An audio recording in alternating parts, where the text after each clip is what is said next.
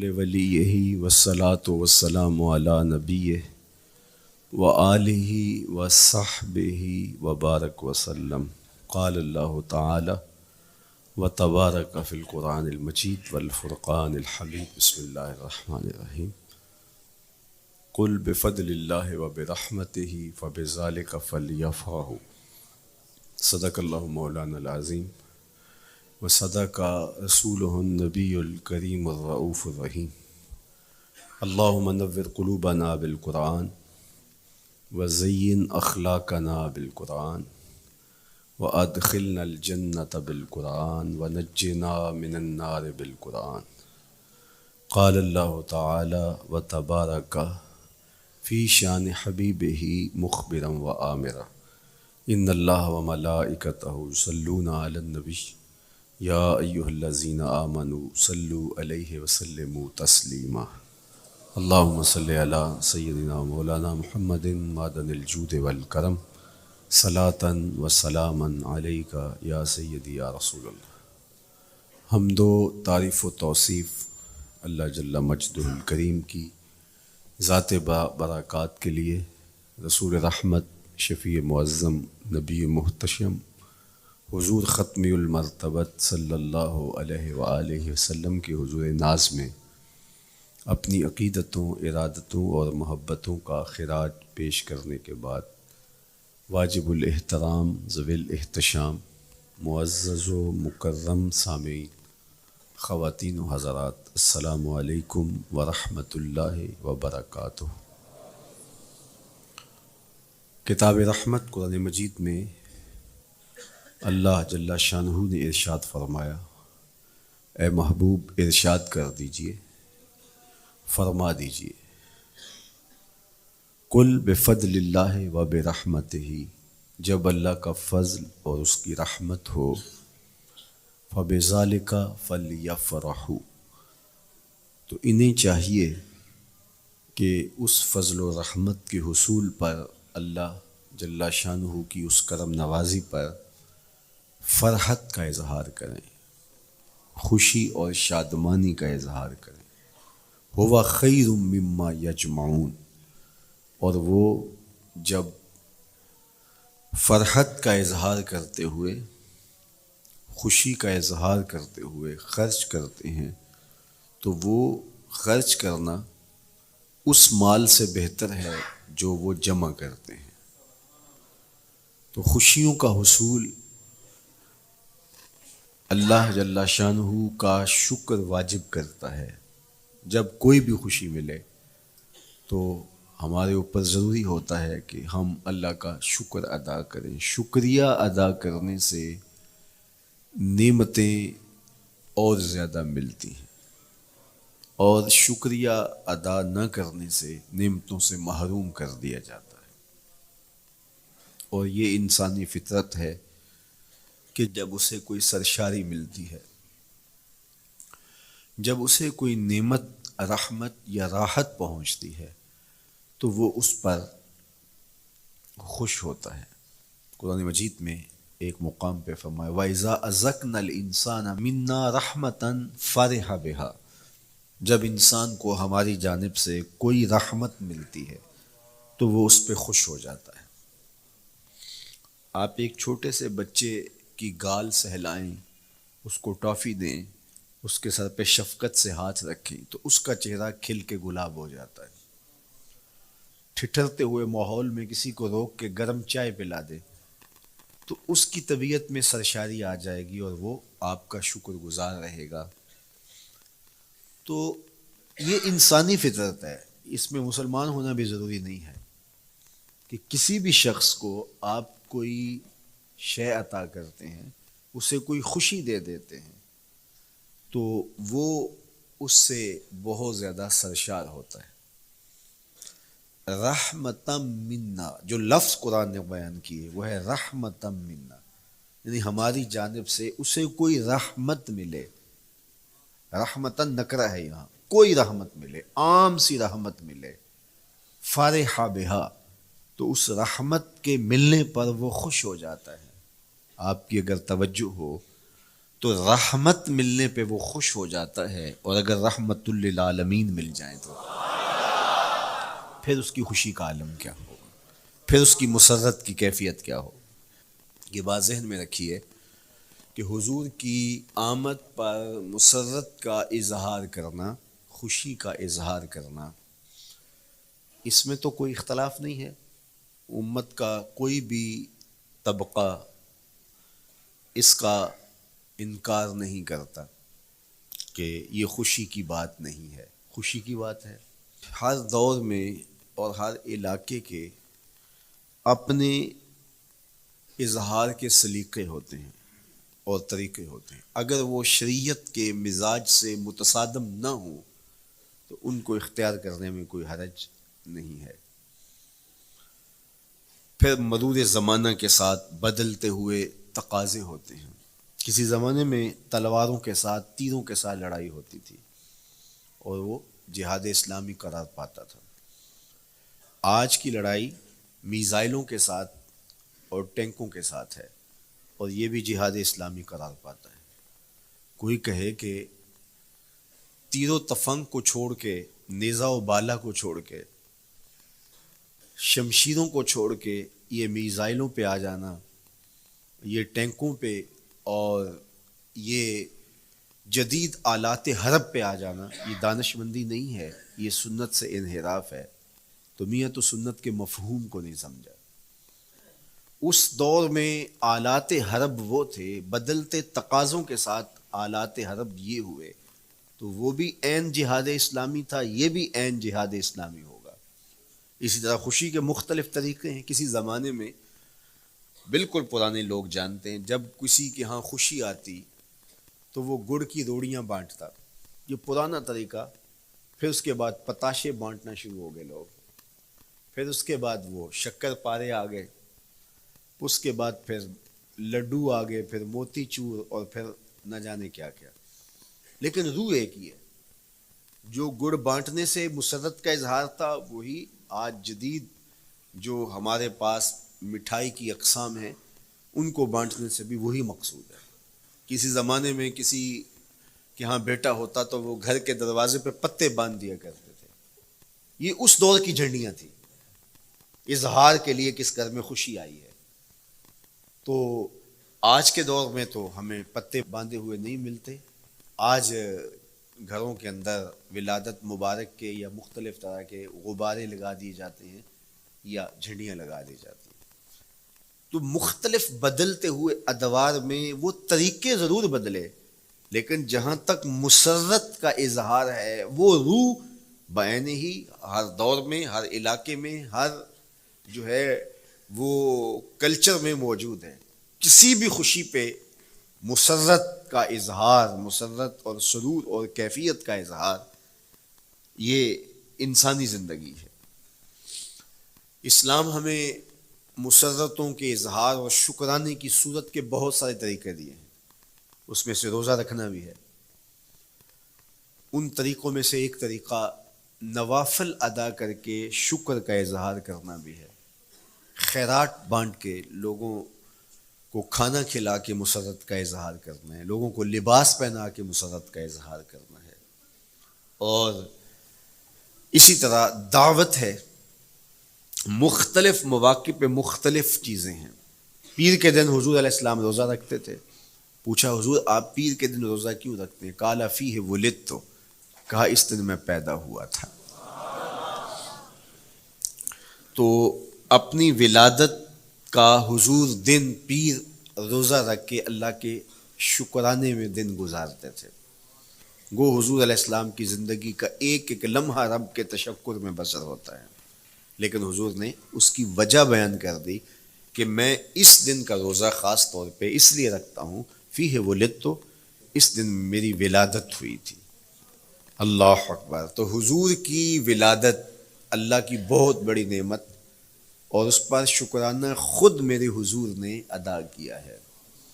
علماء نے لکھا ہے کہ حضور کی ولادت کی خوشی یہ اللہ کی رضا کا سبب اور ذریعہ ہے۔ آپ نے سنا علماء سے کہ دین کا سب سے بڑا دشمن جس کا نام لے کے مذمت کی گئی وہ ابو لہب ہے۔ پورے قرآن میں کسی اور کافر کا ابو جہل کا نام بھی نہیں، عتبہ عتیبہ اور امیہ کا نام بھی نہیں ہے، لیکن نام لے کر کے مذمت اگر کسی شخص کی گئی وہ تو ابو لہب کی گئی۔ حضور علیہ الصلوۃ والسلام جب کوہ صفا پہ جلوہ فراز ہوئے، وَأَنذِرْ عَشِيرَتَكَ الْأَقْرَبِينَ، حکم ہوا پہلے قریبی لوگوں کو آپ اللہ کا ڈر سنائیں، تو حضور علیہ السلام نے قریبی لوگوں میں محنت کی، تو قریش کو، صنادید قریش کو، بنو ہاشم کو بلایا اور بلا کہ حضور نے ایک بات کہی کوہ صفا پہ کہ اگر میں تمہیں کہوں اس پہاڑ کی دوسری جانب سے ایک لشکر آ رہا ہے جو تمہیں کچل دے گا تو کیا میری بات مان لو گے؟ تو انہوں نے کہا اگر نظر نہ بھی آیا تو ہم کہیں گے ہم اندھے ہیں، آپ سچے ہو، ہماری نظروں کو پھیر لگ رہا ہے، آپ جھوٹ نہیں بول سکتے، ہم نے 40 سال آپ کے شب و روز دیکھے ہیں، تو کیسے ہم یہ گمان کر لیں؟ تو حضور نے فرمایا اگر میری ذات پہ اتنا یقین ہے تو مان لو اللہ ایک ہے۔ تو ابو لہب سب سے پہلے بولا تبًّا لک ھنالک سائر الیوم الہٰذا جمعتنا، معاذ اللہ، کہ آپ کا معاذ اللہ ہاتھ ٹوٹ جائے، آپ نے اس لیے ہمیں جمع کیا تھا؟ تو اللہ تعالیٰ جل شانہ نے اس کا جواب دیتے ہوئے ارشاد فرمایا تبت یدا ابی لہب وتب، ظالم تیرے دونوں ٹوٹ جائیں، ظالم تیرے دونوں ٹوٹ جائیں۔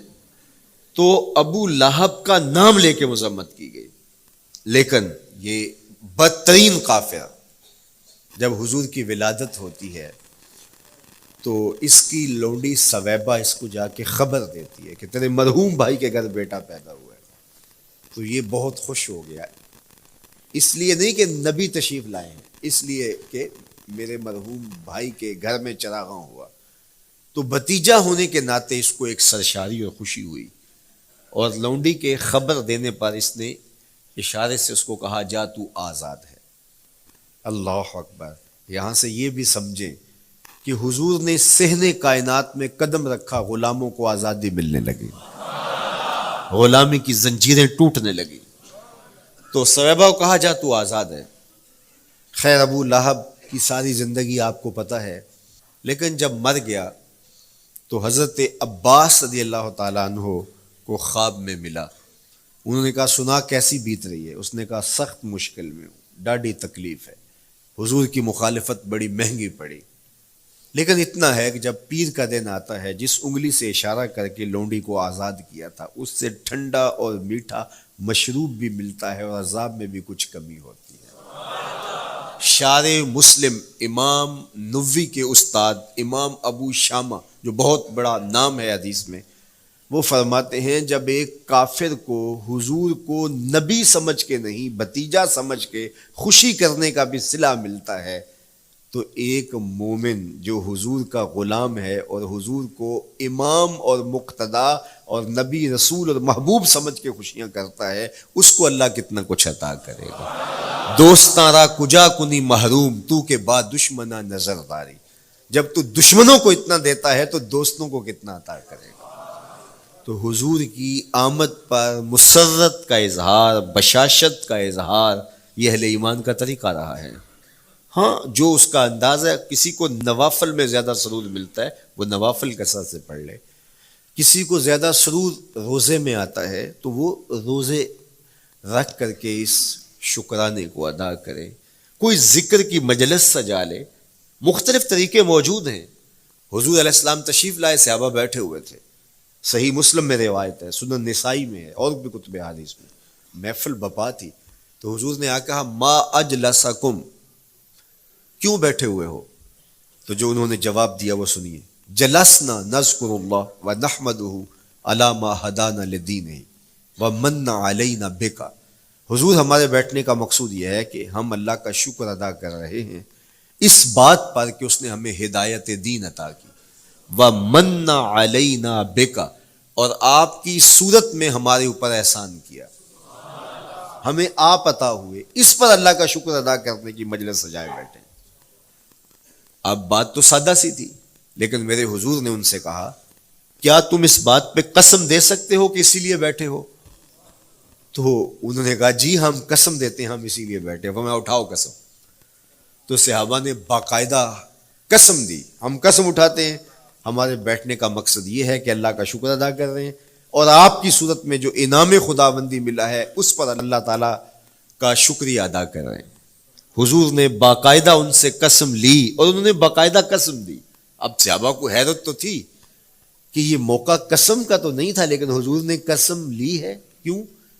حیرت تو استجاب کی کیفیت تھی. حضور علیہ السلام نے فرمایا صحابہ میں تم سے جو ابھی قسم لی ہے یہ کسی تہمت کی بنیاد پر نہیں لی, یعنی تمہارے قول کی صداقت میں مجھے کوئی شک نہیں تھا کہ میں نے قسم سے تصدیق کی ہو, بلکہ اس کا سبب اور تھا. بعض اوقات قسم اس لیے کی جاتی ہے کہ کسی متردد ذہن کو مطمئن کرنا ہوتا ہے, اور بعض اوقات قسم واقعہ کی اہمیت کو بڑھانے کے لیے کی جاتی ہے. کوئی بندہ کہہ رہا ہے کہ جناب فلاں صاحب آ رہے ہیں ہمارے گھر میں, مہمان آ رہے ہیں, تو گھر کے اچھا کہتا ہاں قسم اللہ کی, تو اس کا یہ مطلب نہیں کہ اس کے شک ہوتا ہے, اس کی خوشی اور اس کی مسرت کے اظہار کو بڑھانے کے لیے وہ کہتا ہے کہ ہمارے گھر کے اندر آج فلاں آ رہا ہے, تو وہ کہتا اچھا کہتا ہاں ہاں قسم اللہ کی وہ آ رہا ہے. تو یہ متردد کا شک دور کرنے کے لیے قسم نہیں ہے, یہ بلکہ اس کی خوشی اور سرشاری کو پختہ کرنے کے لیے ہے. تو عربوں میں قسم مختلف وجہ سے کی جاتی تھی. تو حضور نے فرمایا یہ جو میں نے تم سے قسم لی ہے یہ کسی تہمت کی بنیاد پہ نہیں لی, بلکہ اس قسم کا سبب کیا ہے سنو. پھر حضور نے خود بتایا, فرمایا تم یہاں بیٹھے تھے, میں حجرے میں بیٹھا تھا, اتانی جبریل علیہ السلام, میرے پاس جبریل امین حاضر خدمت ہوئے, فاخبرنی ان اللہ یباہی بکم الملائکہ, تو مجھے انہوں نے خبر دی ہے, محبوب ذرا باہر تو نکل کے دیکھو, صحابہ تمہارے اس عمل پر اللہ فرشتوں میں ناز کر رہا ہے, اللہ فرشتوں میں فخر کر رہا ہے کہ دیکھو میں نے ان کو نعمت دی, کتنے قدردان نکلے, اس نعمت کا شکرانہ ادا کر رہے ہیں.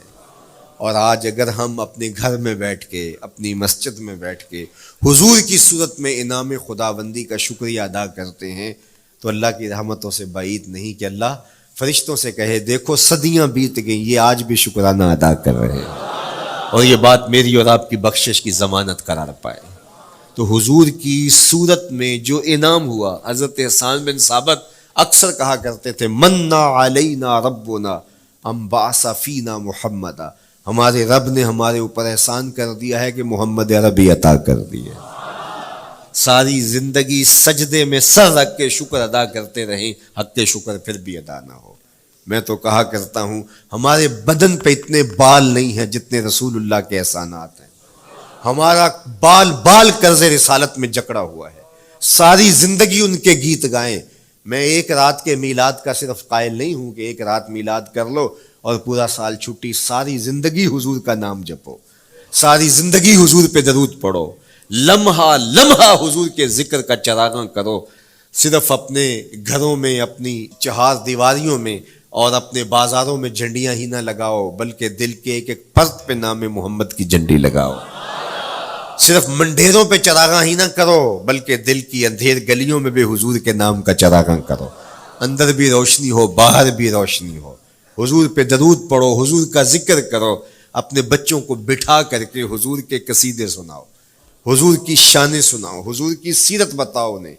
اپنے گھر کے ماحول کے اندر, اپنی مسجد میں, اپنی گلی میں, اپنے دوستوں میں حضور کا ذکر کرو. دوستوں آپس میں بیٹھو تو کہو یار اللہ کا کتنا کرم ہو گیا کہ اللہ نے ہمیں حضور عطا کر دیا. دوستوں میں بیٹھے جب یوں بات کرو گے تو اللہ کی رحمتیں کس قدر تمہارے اوپر برسیں گی. اپنی عقیدتوں کا اظہار کرو, وہاں کمیت نہیں دیکھی جاتی, وہاں کیفیت دیکھی جاتی ہے, وہاں مقدار نہیں دیکھی جاتی, وہاں معیار دیکھا جاتا ہے. وہ چہرہ اور چہرے کا تل نہیں دیکھتے, وہ بندے کا دل دیکھتے ہیں. وہ دیکھتے ہیں کون کس خلوص کے ساتھ محبت لے کر کے آیا ہے. شاہ ولی اللہ محدث دہلوی بہت بڑا نام ہے, تمام مکاتیب فکر کے نزدیک معتبر نام ہے.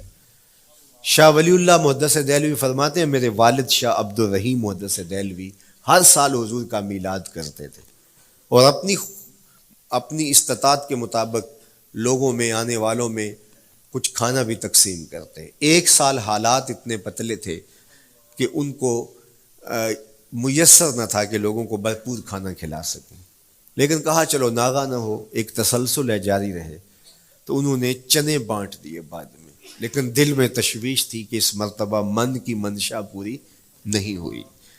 تو اسی قافلہ تو اے رضا اول گیا آخر گیا. وہ کھڑا ہی حضور کے روضے پہ اور کیا کہتا ہے؟ آنا ضیفوں کا، میں آپ کا مہمان ہوں، اور آپ کے ہوتے کسی اور در پہ جاؤں؟ اللہ اکبر. یہ کہتے کہتے آنکھ لگ گئی. حضور خواب میں تشریف لائے، دائیں ہاتھ میں روٹی تھی، عطا کرتے ہوئے میں خود لے لے.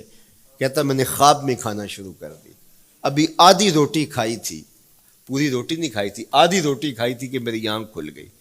جب آنکھ کھلی تو دوسرا آدھا ٹکڑا میرے ہاتھ میں موجود تھا. وہ دیتے ہیں تو حقیقت میں دیتے ہیں.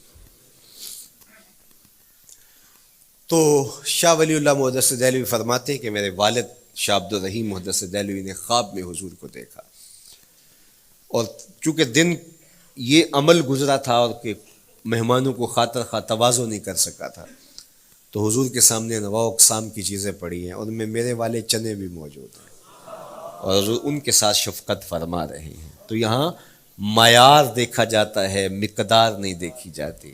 یہاں کمیت نہیں دیکھی جاتی، کیفیت دیکھی جاتی ہے. یہاں چہرے اور چہرے کا تل نہیں دیکھا جاتا، یہاں آنے والے کا دل دیکھا جاتا. یار چہرہ تو چمکدار تھا، اسی لیے ابو لہب کہتے ہیں نا شعلے کی طرح چمکتا ہوا، لیکن جہنم کا ایندھن بنا. اور کالے رنگ والا، ہونٹ موٹے ہیں، لیکن کعبے کی چھت میں کھڑا اذان دے رہا ہے. اذان ازل سے تیرے عشق کا ترانہ بنی، نماز تو اس کی دید کا ایک بہانہ بنی. ادائے دید سراپا نیاز تھی تیری، کسی کو دیکھتے رہنا نماز تھی تیری. تو عقیدتوں کے رنگ اور محبتوں کے رنگ حضور علیہ السلام کے ساتھ جب کوئی پیش کرتا ہے تو رائے گانی جاتی. یہ وفاداروں کا در ہے، یہاں بے وفائی کا تصور ہی نہیں ہے. وہ ہاتھ پکڑتے ہیں تو پھر چھوڑتے نہیں ہیں. اس لیے ان سے محبت کا ربط قائم کیجیے، اپنی اولادوں کو حضور کا پیار سکھائیے، اپنے گھروں میں میلاد کیجیے. لازم نہیں ہے کسی عالم دین کو بلاؤ، آپ اپنے گھروں میں حضور علیہ السلام پر درود پڑھیے گا، بچوں کو بٹھائیے گا اور حضور کی سیرت کا کوئی واقعہ ان کو سنائیے گا. صحابہ اپنے بچوں کو بٹھا کر کے حضور کی سیرت بتایا کرتے تھے، حضور کا نقشہ بتایا کرتے تھے، حضور کے شمائل ذکر کیا کرتے تھے. اور کوئی صحابی ملتا تو تابعین جمع ہو جایا کرتے تھے اور اسے پوچھتے تھے اچھا بتاؤ حضور کی صورت کیسی تھی، زلفیں کیسی تھی. یہی میلاد ہے نا. میلاد میں حضور کے فضائل کا ذکر ہوتا ہے، شمائل کا ذکر ہوتا ہے، خصائل کا ذکر ہوتا ہے. اور موسم حج کا ہے. ایک اونچے ٹیلے پہ حضرت سیدنا ابو طفیل چڑھ گئے. یہ آخری صحابی ہیں، اس کے بعد کوئی صحابی نہیں. آخر میں سب سے آخر میں فوت ہوئے 110 ہجری میں، حضور کے وصال کے 100 سال بعد تک زندہ رہے. اونچے ٹیلے پہ چڑھ گئے اور لوگوں کو کہا لوگوں آؤ، اس وقت روئے زمین پہ میرے علاوہ کوئی نہیں جس نے حضور کو دیکھا ہے، بس انہی آنکھوں نے حضور کو دیکھا ہے. کیا ناز ہے. میرے ایک استاد ہوتے تھے سر محمد علی حاشر، اللہ ان کی قبر پہ رحمت نازل کرے. تو وہ بڑے بڑے مشاہیر اہل سخن سے ملے تھے تو وہ بات کرتے تھے. میں مولانا ظفر علی خان کا مصاحب رہا ہوں، میں نے اقبال کو دیکھا ہے. داغ دہلوی نے اپنے شاگردوں سے کہا تھا آنے والی صدیاں تم پہ ناز کریں گی اے لوگو، تم نے داغ کو دیکھا، تم نے داغ سے باتیں کی ہیں. یار جس نے داغ دہلوی کو دیکھا ہے وہ تو ناز کریں، جس نے اقبال کو دیکھا ہے وہ تو فخر کریں، جو مشاہیر اہل سخن کے پاس بیٹھتا رہا ہے وہ تو فخر کریں، اور جس کی آنکھوں نے جمال محمد عربی دیکھا ہے وہ اپنے مقدر پہ ناز کیوں نہ کریں. تو کہا لوگوں آؤ، اس وقت روئے زمین پہ میرے علاوہ کوئی نہیں جس نے حضور کو دیکھا ہو، آؤ مجھ سے حضور کی باتیں سنو. لوگ جمع ہو گئے اور کہا صف لنا رسول اللہ، تم نے حضور کو دیکھا ہے تو بتاؤ حضور کیسے تھے. تو حضرت ابو طفیل نے 3 لفظوں میں میرے حضور کا حلیہ بیان کیا، یاد کر لو. حضرت ابو طفیل نے کہا کان رسول اللہ صلی اللہ علیہ وسلم ابیض ملیحا مقصدا. ایک تو چٹے رنگ کے تھے، ایک تو حضور کا رنگ گورا تھا. دوسری بات ملیحن، حضور کا حسن نمکین تھا. اور تیسرا مقصدا، حضور متوازن تھے، نہ قد لمبا نہ قد پست، سوا صدر والبطن، سینہ اور پیٹ برابر. لیسا بالطویل الممغط ولا بالکثیر المتردد، نہ پست کے عجیب دکھائی دیں نہ اتنے لمبے کے عجیب لگیں، بلکہ درمیانہ قد. لیکن اذا جامع القوم غمرہم سن لو حضور کا قد تو درمیانہ تھا، لیکن جب لوگوں کے درمیان چلتے حضور کے کندھے لوگوں کے سروں سے اونچے دکھائی دیتے۔ یہ اللہ نے شان دی اپنے محبوب کو۔ مکھ چند بدر شاہ شانی، متھے چمک دی لاٹ، کالی زلف تے اکھ مستانی۔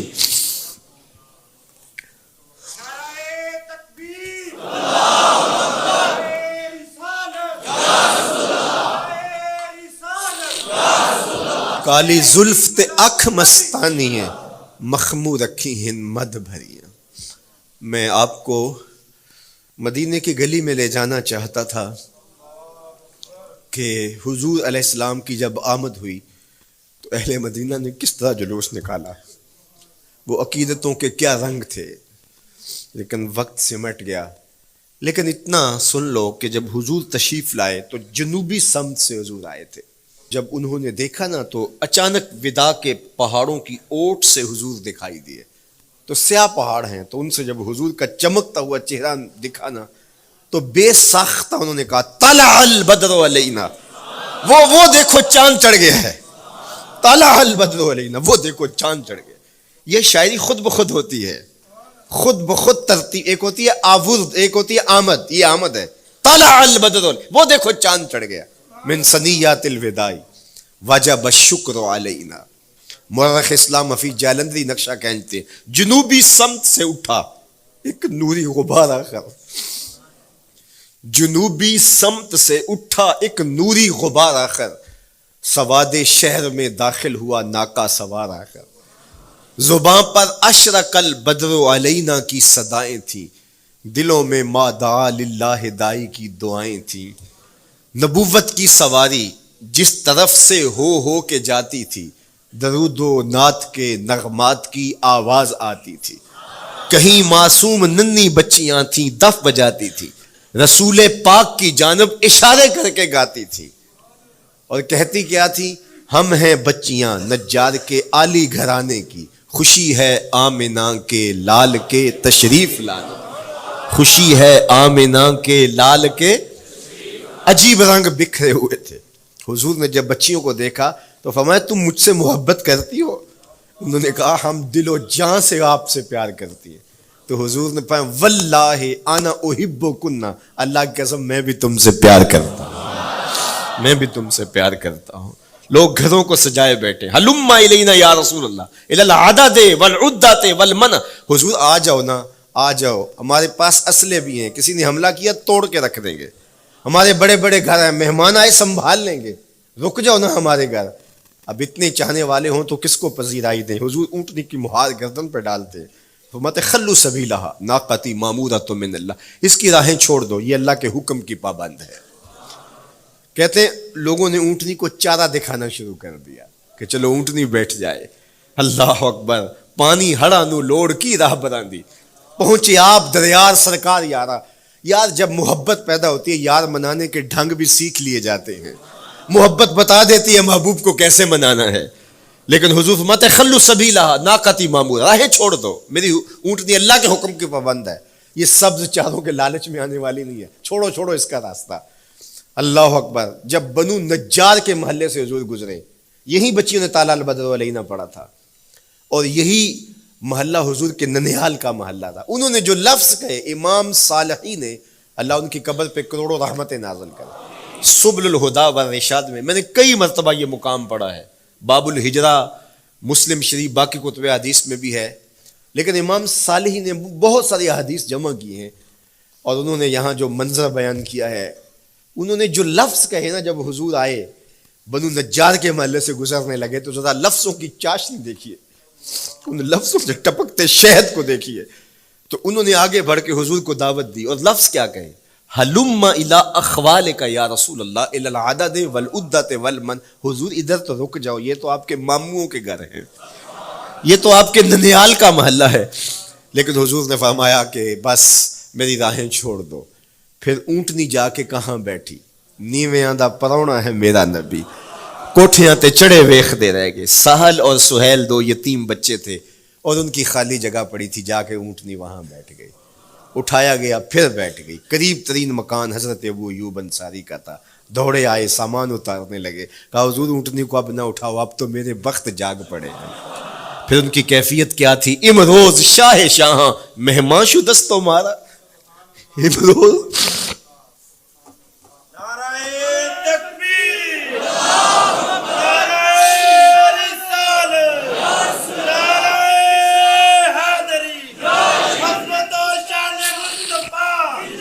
امروز شاہ شاہاں مہمان شو دستو مارا، جبریل با ملائک درباں شو دستو مارا۔ وہ کہتے ہیں آج شاہوں کا شاہ میرے گھر کا پرونا بن گیا ہے۔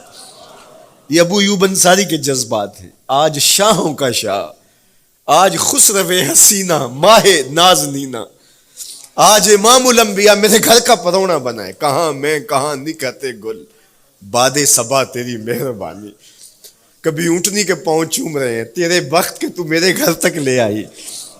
تو کہا امروز شاہ شاہاں مہمان شو دستو مارا، آج شاہوں کا شاہ میرے گھر کا مہمان ہے۔ پھر آگے کیا کہتے ہیں؟ جبریل با ملائک درباں شو دستو مارا۔ لوگوں جبریل کو دیکھو، آج میرے گھر کا پہرا دے رہا ہے، آج میرے گھر کا چوکی دار بنا ہوا ہے، کیونکہ میرے گھر میں حضور ٹھہرے ہوئے ہیں۔ تو کیا حضور کی آمد کا جلوس تھا یار! صحابہ نے جو حضور کے آمد کا جلوس نکالا، ہم تو وہ رنگ پیش نہیں کر سکتے، لیکن میں آپ کو کہوں گا درود پڑھتے ہوئے آج جلوس میں شامل ہوں، حضور کے ذکر سے سرشار ہو کے جلوس میں شامل ہوں، اور پورے نظم کے ساتھ۔ اگر آپ کے جلوس میں کوئی کسی کی گاڑی گھس بھی آتی ہے، اس کو پیار دینا، اس کو راستہ دینا، اور اس کو حضور کی رحمت کا احساس ہو کہ یہ رحمت کو ماننے والے لوگ ہیں، اور حضور پہ درود پڑھتے رہنا، عقیدتوں کے رنگ میں رہنا۔ امید ہے کہ جس طرح حضور نے ان بچیوں سے کہا جو حضور کے جلوس میں شامل تھیں کہ کیا تم مجھ سے محبت کرتی ہو، تو انہوں نے کہا جی جی، ہم اسی لیے تو آپ کے قصیدے پڑھ رہی ہیں۔ تو حضور نے فرمایا واللہ میں بھی آپ سے محبت کرتا ہوں۔ تو ہو سکتا ہے حضور ہمیں فرمائیں